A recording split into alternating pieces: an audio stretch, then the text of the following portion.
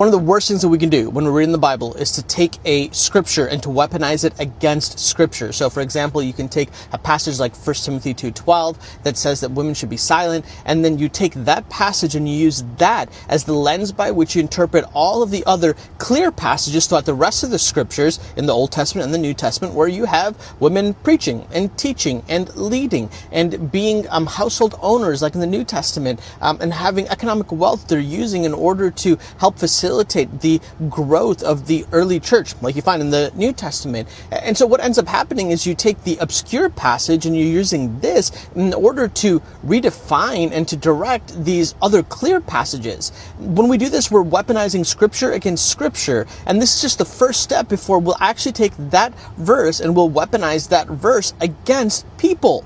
So I really think that we need to be very, very careful of this. We ought to take the hermeneutical method of taking the clear passages of Scripture and allowing that to inform the obscure passages of Scripture. It's not that we don't deal with the uniqueness and the distinction of the obscure passages, but we have to go with the flow of the momentum of what is clear to what is obscure, not taking what is obscure and trying to use the obscure to bring clarity to what's already clear, if you get what I mean. Hopefully that helps.